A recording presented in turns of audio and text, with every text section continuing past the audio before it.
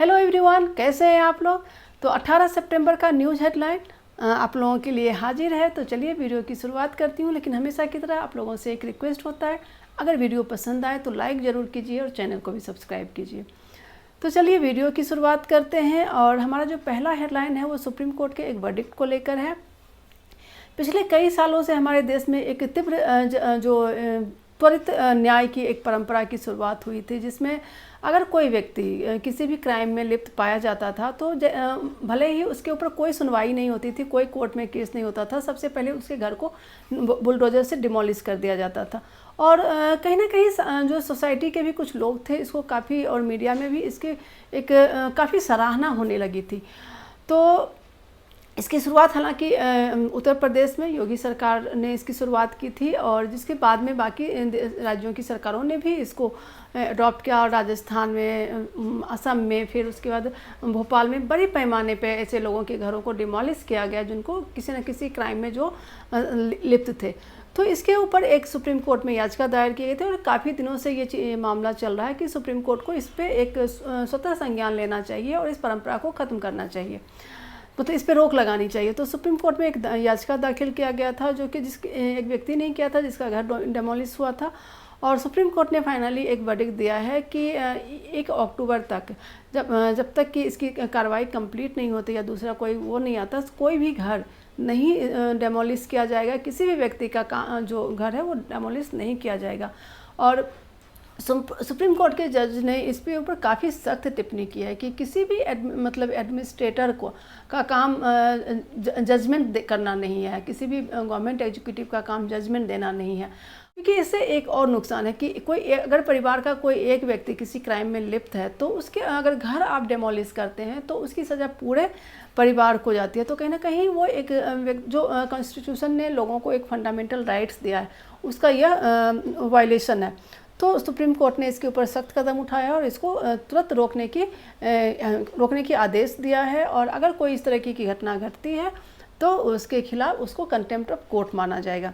और इसमें हालांकि ऐसे जो इलीगल कंस्ट्रक्शन है, जो कि किसी सरकारी ज़मीन पे है, रेलवे की ज़मीन या फिर किसी भी ऐसे सड़क को बनाने, मतलब सड़क के बीच में कोई कंस्ट्रक्शन हो गया हो या फिर गलियों में हो गया, तो ऐसे कंस्ट्रक्शन को इसमें नहीं शामिल किया गया है।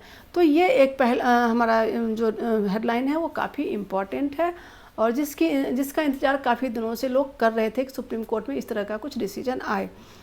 दूसरा जो हेडलाइन है वो है नॉर्वे से। ये हेडलाइन है कि नॉर्वे एक बहुत ही यूरोप का एक छोटा सा देश है, और वहाँ पे जो गाड़ियों की संख्या है उससे जुड़ा हुआ एक न्यूज़ है कि वहाँ पे पेट्रोल की तुलना में ईवी गाड़ियों की संख्या जो है वो ज़्यादा हो गई है। हालांकि यहाँ पे पेट्रोल की कोई कमी नहीं है, पेट्रोल का भंडारण काफ़ी मतलब अच्छा खासा भंडारण है इनके पास, लेकिन फिर भी एक फॉसिल फ्यूल जो के से अलग हट कर ये एक क्लीन एनर्जी की तरफ बढ़ रहा है नॉर्वे।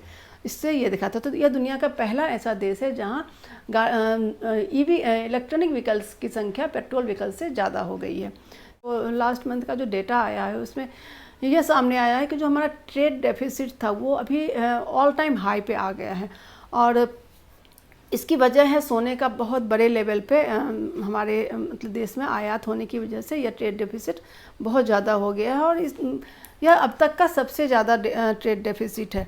और ट्रेड डेफिसिट क्या होता है यहाँ पे बता दूँ कि ट्रेड डेफिसिट वो होता है जब हम जो आयात करते हैं और निर्यात करते हैं, तो निर्यात हम कम करते हैं और आयात ज़्यादा करते हैं, तो वो जो ट्रेड बैलेंस होता है वो हमारे अगेंस्ट चला जाता है, तो उसको ट्रेड डेफिसिट कहते हैं। तो जो 3.5% का जो ये डेफिसिट है वो हमारा जो इंपोर्ट है वो 3.4% बढ़ा है, और यह जो मतलब टोटल अमाउंट जो है वो 64.4 बिलियन का है। वहीं एक्सपोर्ट जो है हमारा वो घटा है, 9.4% एक्सपोर्ट हमारा घटा है, और यह 34.7 बिलियन का हो गया है। मतलब कि हमारा इंपोर्ट जो है वो बढ़ा है 3.4%, और एक्सपोर्ट जो है वो घटा है 9.4%, जिसकी वजह से हमारा जो ट्रेड डेफिसिट काफ़ी गहरा हो गया है। इसके बाद जो भी हेडलाइंस है वो मेनली स्टेट इलेक्शन से जुड़ा हुआ है। JNK में आज इलेक्शन की शुरुआत हो गई और आज 24-25 कुछ कंस्टिट्यूंसी है जहाँ पे आज चुनाव हो रहा है।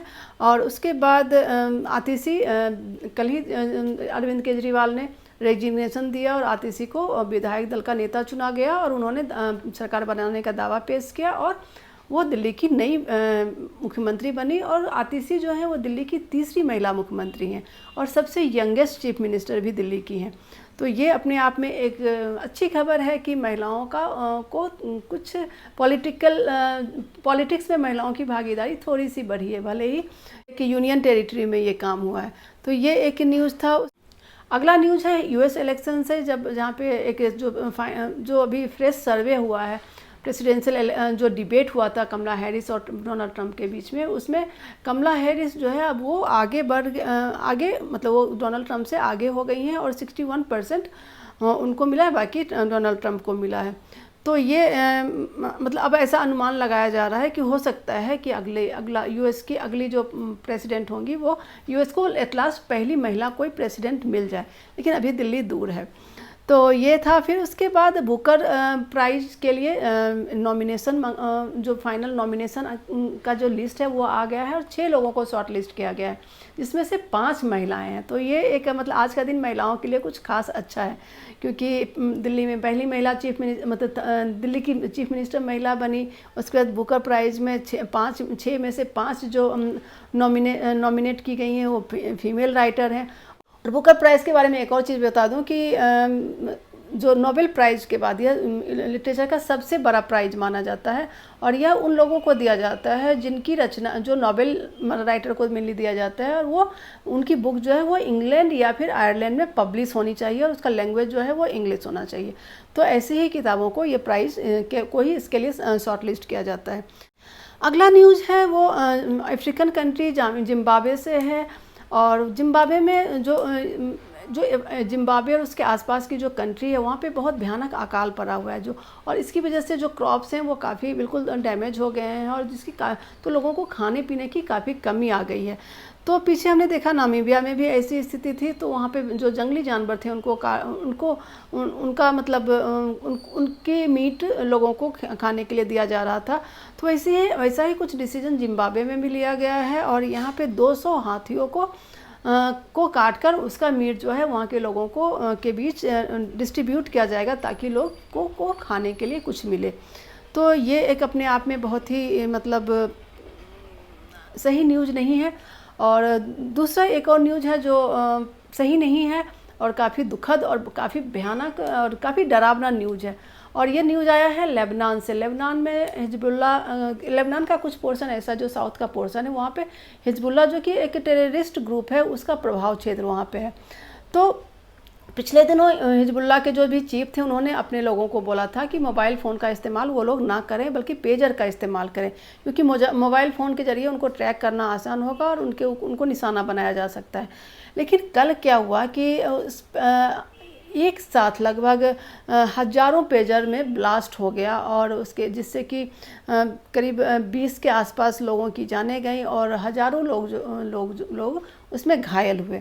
अब ये ब्लास्ट हुआ कैसे? तो जो न्यूज़ आ रही है उसके हिसाब से कि एक मैसेज आए। पेजर एक तरीके का मैसेजिंग डिवाइस है और जब हमारे देश में भी जब मोबाइल फ़ोन बहुत महंगा हुआ करता था तो उस वक्त लोग पेजर का इस्तेमाल करते थे। इसमें आप सिर्फ मैसेज का आदान प्रदान होता है, इसमें आप बात नहीं कर सकते हैं, तो ज़्यादा से ज़्यादा वॉइस नोट आप भेज सकते हैं। तो और इसे मतलब इसको ट्रैक करना थोड़ा सा मुश्किल होता है क्योंकि ये जो रेडियो तरंगें होती हैं उससे ये चलती हैं, तो इसकी वजह से इसको ट्रैक नहीं किया जा सकता है। तो हुआ ये कि जो भी पेजर के ऊपर एक मैसेज आया और जब लोगों ने उस मैसेज को रिसीव किया तो ब्लास्ट हो गया। और अब इसमें किस तरह की टेक्नोलॉजी का इस्तेमाल किया गया, कैसे उसको हैक किया गया, ये अपने आप में एक बहुत ही बड़ी गुत्थी है। लेकिन इसके ज़रिए एक डर का माहौल ज़रूर बन गया है कि इलेक्ट्रॉनिक डिवाइस किस तरीके से हमारी लाइफ में कितना ख़तरनाक, एक तरीके से जहाँ इसने हमारी लाइफ को आसान बनाया वहीं एक दूसरी तरीके से यह हमारी लाइफ के लिए काफ़ी थ्रेटनिंग भी है, न सिर्फ आम मतलब एक पब्लिक के लिए बल्कि इस देश के लिए भी ये काफ़ी ख़तरनाक स्थिति है। और इसके ज़रिए एक साइबर अटैक की जो एक परंपरा की शुरुआत हुई, वो अपने आप में खतरनाक स्थिति आगे आने वाले टाइम में काफ़ी खतरनाक स्थिति पैदा कर सकती है। तो ये एक खबर था। उसके बाद स्पोर्ट्स से कुछ न्यूज़ हम बताते हैं। एशिया कप का फाइनल हो गया और हमारा देश चाइना को हराकर चैम्पियंस ट्रॉफ़ी, जो हॉकी का चैम्पियंस ट्रॉफ़ी था, उसको जीत लिया। उसके बाद एक इंटरनेशनल क्रिकेट काउंसिल से जुड़ा हुआ एक न्यूज़ है, जिसमें जो मेल और फीमेल क्रिकेटर के जो मेहनताना जो पैसे दिए जाते हैं खेलने के लिए, वो उसमें उसको पहले वो मेल को ज़्यादा दिया जाता था, फीमेल को कम दिया जाता था, अब उसको एक समान कर दिया गया है। तो ये अपने आप में एक अच्छी खबर है। तो ये सारे न्यूज़ हेडलाइंस थे आज के, तो इससे ज़्यादा और कुछ तो था नहीं। अब हम कुछ इसकी चर्चा कर लेते हैं, एडिटोरियल की चर्चा कर लेते हैं। हिंदुस्तान टाइम्स का जो एडिटोरियल है वो आप पॉलिटिकल गैम्बिट इन दिल्ली, वही आपका जो अरविंद केजरीवाल ने रेजिग्नेशन दिया और आतिशी को चीफ मिनिस्टर बनाया, तो उनके बारे में है। दूसरा है the Trump puzzles in US presidential poll. Trump का किस तरीके से, मतलब उनके पूरे प्रेसिडेंशियल कैरियर का पूरा ये इसमें ब्यौरा दिया गया है कि जब उन्होंने हिलरी क्लिंटन को हराकर जब वो प्रेसिडेंट बने थे, तो उस समय क्या मतलब लोगों की क्या सोच थी, किस तरीके से सारा ग्राफ उनका ऊपर नीचे हो रहा था। फिर जब वो जो बाइडन से हारे थे, फिर अभी कमला हैरिस के अगेंस्ट जब लड़े, तो जब जो बाइडन से वो हारे थे तो कोई ऐसा सोच नहीं सकता था कि मतलब अगले प्रेसिडेंशियल इलेक्शन में जो ट्रंप हैं वो रिपब्लिकन के एक नॉमिनेट कैंडिडेट के रूप में उभर कर आएंगे और इस तरीके से वो फाइट देंगे। तो इसकी मतलब किसी ने कल्पना तक नहीं की थी। जिस तरीके से उनके ऊपर क्रिमिनल केसेस चलाने की बात हुई, उनके खिलाफ इम्पीचमेंट की बातें हुई, तो इन सारी चीज़ों को वो हराते हुए आज फिर से वो उभर कर आए हैं। तो ये एक मतलब एक फाइटिंग स्पिरिट उस बंदे में है, जो परिस्थितियों को किस तरीके से अपने फेवर में कर लेना वो उनको अच्छी तरीके से आता है। फिर है who will safeguard the interest of flyer. इसमें एक एयरलाइंस द्वारा जो अलग अलग फालतू के जो चार्जेज लिए जाते हैं, कभी सीट के नाम पर, कभी कुछ भी मतलब जो बैग एक्स्ट्रा बैगेज के नाम पर, या कुछ भी मतलब कभी फ्यूल सरचार्ज, तो इस तरह के जो एक्स्ट्रा चार्जेज लेकर जो फ्लायर्स को एक तरीके से टॉर्चर किया जाता है, उनके जेब को काटा जाता है और उसके ऊपर कोई भी कार्रवाई नहीं होती है। तो उसके ऊपर यह आर्टिकल है। अगला जो एडिटोरियल है वो industrial cities can be the boost manufacturing needs. जो इस बार का बजट आया था उसमें भी अलग अलग शहरों के आसपास इंडस्ट्रियल सिटी एक बसाने की चर्चा हुई है, एक इंडस्ट्रियल मैन्युफैक्चरिंग जोन बसाने की चर्चा हुई है। तो उसी के ऊपर ये है कि किस तरीके से अगर ऐसा होता है तो जो हमारा मैन्युफैक्चरिंग नीड्स है उसको बूस्ट मिलेगा। तो ये था एसटी का एडिटोरियल। अब आगे हम हिंदुस्तान टाइम्स ऑफ इंडिया के एडिटोरियल की चर्चा करते हैं। टाइम्स ऑफ इंडिया का जो पहला एडिटोरियल है that giant step for ISRO.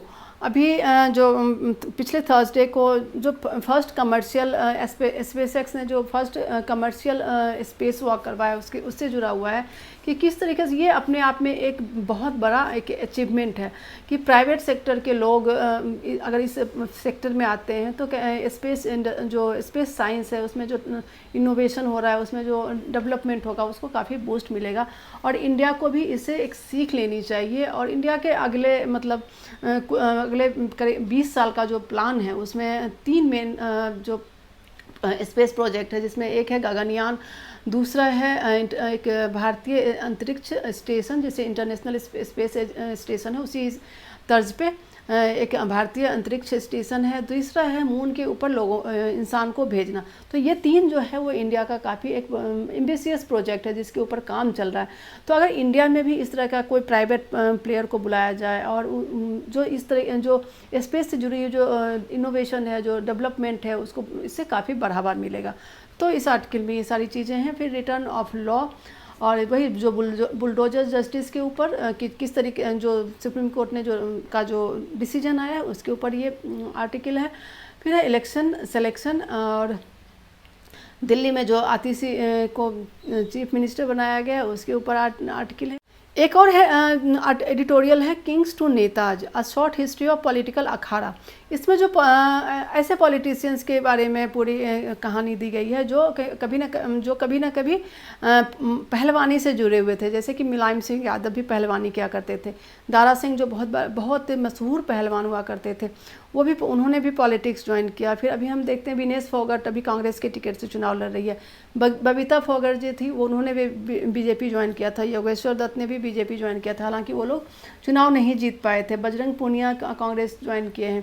इसके अलावा भी बहुत सारे ग्रेट खली जो थे उन्होंने भी बीजेपी ज्वाइन किया था। तो अलग अलग टाइम पे अलग अलग पहलवानों ने अपना पॉलिटिक्स में भी अपना पॉलिटिकल अखाड़े में भी अपनी किस्मत आजमाई। कुछ सफल हुए, कुछ असफल हुए। अब देखते हैं कि विनेश फोगाट जीतती हैं या हारती हैं। तो ये उसके बाद सबसे आखिर में हमारा स्पीकिंग ट्री, और इसमें ये काफ़ी एक बेहतरीन आज का स्पीकिंग ट्री मुझे काफ़ी अच्छा लगा। और इसका जो टाइटल है the rise above bias of a higher way of thinking. अब इसमें जो पीछे हमने एक देखा कि एक यूपी के जो कि इस आर्टिकल में लिखा हुआ है कि जो एक यूपी के इलेक्शन में एक बच्चे को सिर्फ इसलिए सस्पेंड कर दिया गया क्योंकि उसने स्कूल में बिरयानी लेकर आया था। इसके अलावा एक जगह पे एक बुजुर्ग को मार दिया गया क्योंकि वो मीट लेकर चल रहे थे। तो इस तरह की घटनाएं आम बात है आज के डेट में कि किसी को भी एक लड़के को मार दिया गया गाड़ी से पीछा करके क्योंकि शक था कि वो गाय का मीट लेके जा रहा था, हालांकि वो हिंदू लड़का था। तो इस तरह की घटनाएं जो होती हैं तो इसी के ऊपर ये बेस्ड इसमें कई कहानियों के माध्यम से इस चीज़ को समझाया गया है कि हिंदू धर्म में इस तरह की कोई भी परंपरा नहीं रही है कि आप इस तरह की हरकतें करें। तो इसमें एक कहानी है ऋषि कौशिक की। तो वो काफ़ी गुस्सेल हुआ करते थे। तो एक बार जब वो तपस्या में लीन थे तो एक पक्षी ने उनके ऊपर पार्टी कर दिया, तो उन्होंने गुस्से में उस पक्षी को मार दिया। और उसके बाद फिर जब वो भिक्षा मांगने गए थे तो एक महिला ने कुछ देर तक उनको अपने दरवाजे पे इंतज़ार करवाया। तो उस महिला के ऊपर उन्होंने काफ़ी ज़ोर से उसको डांटा। तब उस महिला ने उनको एडवाइज़ किया कि आप ऋषि होकर आपका जो ये व्यवहार है वो आपको शोभा नहीं देता।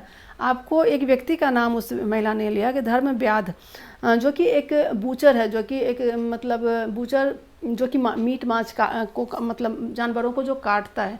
तो धर्मव्याध नाम का एक व्यक्ति है, आप वहाँ जाइए और उससे सीखिए कि सही क्या है, the real meaning of righteous living, जीवन जीने का सही तरीका क्या है, आप उससे जाकर सीखिए।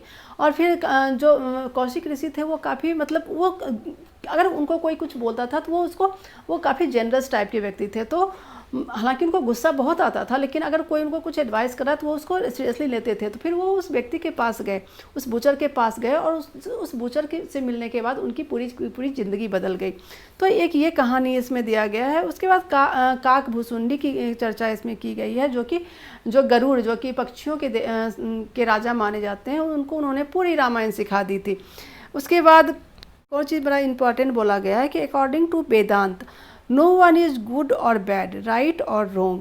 There is simply consequences governed by the law of the universe. The same law that make the sun rise every day and the apples fall from the tree. कि वेदांत में ऐसा कहा गया है कि कोई भी व्यक्ति सही या गलत, अच्छा या बुरा नहीं होता है। ये जो भी पूरी दुनिया है वो एक लॉ ऑफ यूनिवर्स से चलती है। वही लॉ ऑफ यूनिवर्स जो कि जो सूर्य के उगने का भी कारण है और जो पेड़ से जो एप्पल गिरता है उसकी भी वजह है। तो हमारे हिंदू धर्म शास्त्र हैं उसमें अगर आप उसको ध्यान से पढ़ें तो कोई एक बहुत गूढ़ में आपको नहीं जाना पड़ेगा, बल्कि कहानियों के जरिए, मेटाफोर के जरिए आप अपने ज्ञान को बढ़ा सकते हैं। तो आज का स्पीकिंग ट्री इसी के बारे में था। तो आपको ज़रूर पढ़ना चाहिए और ऐसे किसी भी प्रवृत्ति का हिस्सा नहीं बनना चाहिए जो कि आपके अंदर से इंसानियत को ख़त्म कर दे। और धर्म कभी भी गलत करने की सीख नहीं देता है। जो चीज़ आप ले नहीं सकते, जो चीज़ आप किसी को दे नहीं सकते, वो आपको लेने का भी अधिकार नहीं है। अगर आप किसी को जीवन नहीं दे सकते तो उसके जीवन को ख़त्म करने का भी अधिकार आपको नहीं है। तो ये आज का स्पीकिंग ट्री था। तो मुझे उम्मीद है आपको वीडियो पसंद आया होगा, और अगर पसंद आया है तो चैनल को सब्सक्राइब कीजिए और वीडियो को लाइक कीजिए। तो आज का वीडियो यहीं ख़त्म, फिर कल मिलेंगे नए ताज़े समाचार के साथ। तब तक के लिए जय हिंद।